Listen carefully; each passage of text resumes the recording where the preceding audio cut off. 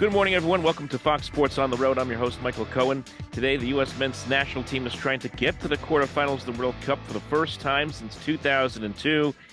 And this is the fifth time since the U.S. first participated in the World Cup that they have qualified for the round of 16. Joining us today to break this all down and to get you everything you need to know about the U.S. men's soccer team, the World Cup, is Jeff Rueter of The Athletic. Jeff, welcome aboard. How you doing?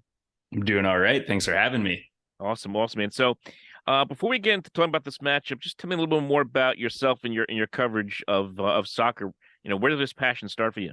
Yeah, it actually started out in the bleachers, if you believe it, of a second division soccer game. So I grew up following the sport. My aunt was a goalkeeper in Minnesota at the same time that Brianna Scurry was coming up through the ranks in high school. There are, these family generational stories now. Now it's becoming generational, I guess, where there'd be club soccer shootouts at the end to determine the state title, and Brianna Scurry would make 2 saves and my aunt would make 1, and that's always how the game would end. Is that it's just the best goalkeeper in the world ended up beating her on the day. So I grew up with this. I watched the 99ers. I woke up in the middle of the night to watch 2002, that run to the quarterfinal, what have you. And then I, was a fan of the second division Minnesota United when they're in the old NASL that the New York Cosmos used to be in. And, my brother and I were in the crowd. Some guy heard us talking, asked if I wanted to hop on his podcast because he needed a stopgap host until he could find a real replacement on his show. I ended up just taking over that as the second host. I started writing about it, freelancing, The Guardian, 442, ESPN, Sky Sports, and Major League Soccer's website. And then The Athletic starts covering soccer in 2018. I start as a freelancer. I get hired on full-time April 2019. And now here I am in my 4th year of a staff role covering the World Cup. It's a crazy progression. It really is. It's wild, but that's how these things go. You never know how it starts, and all of a sudden you just keep rolling, right? Right, exactly. Yeah. And there's something that's just so gratifying about the fact that I wasn't assigned this beat, right? This isn't a case where I wanted to cover the NFL and I guess I got to cover the soccer desk, which happens so often in this industry, unfortunately. That wasn't the case whatsoever for me. So not much sleep these days. I haven't had a day off since September, but this is why we do it. We love it. This is the youngest team. This is the youngest starting lineup that the U.S. has fielded in the World Cup, and the 4th ever that they've had. Mm-hmm. What kind of advantage does that give a team like this? Because sometimes the old saying is, you don't know what you don't know, and sometimes that could be a benefit to a team that is as young and aggressive as this one. Absolutely. I mean, this is a generation of player that grew up playing FIFA, the video game, right? They grew up watching the Champions League on all of the various broadcast homes that it's had over the last 10, 15 years in the States. And so as a result, this is the stage they've been craving. They haven't been growing up saying it'd be really nice to play in front of 4,000 fans in a neutral venue in Germany against Japan, right? Which was the case in the September qualifier, or in the September friendly window, which is when they looked so poor and everyone was starting to wonder, okay, is this team even going to get out of the group in the first place? Which, by the way, was always a valid question to ask, given the strength of Iran, the passion of Wales, despite their lack of quality.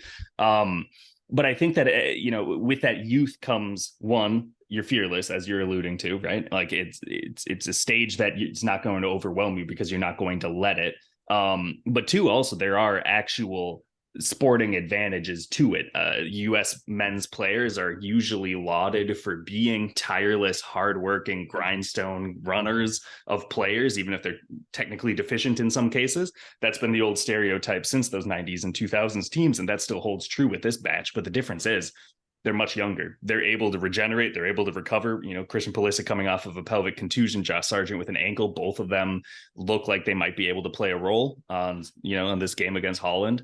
Pulisic more likely than Sargent, admittedly, as of this time. But I think that you look at it overall and there are still some veterans there who are able to look and say, this is my big moment. This is the highlight of my career, like a Tim Ream figure, for example, who didn't feature in that 2014 World Cup roster, despite being a part of the program already at that point. But I think that youthfulness has really helped them take on this challenge and embrace it rather than maybe fully understand the pressure that they're under in the moment.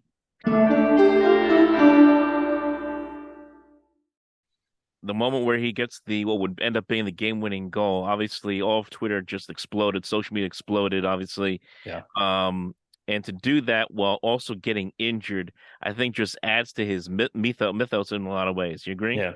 Yeah, I would agree. So I think that in the moment, it's really unfortunate. You want a player to be able to have that knee slide in the corner like Landon Donovan did against Algeria in 2010. You want them to be able to savor the moment where they were able to put together such an impressive individual effort that helps the whole team. But I think you're right. I think that there's something quintessentially American sports about, gave his body up for the rest of the game just to make sure that this team got out of the group stage. Jordan flu game, Willis Reed walking back on in crutches, right? Like, I mean, these moments live on in the sports consciousness longer than just about anything. Players coming through adversity, risking injury, all of that. Paul Pierce on the wheelchair is something that I've seen gift a lot since Pulisic's injury, right?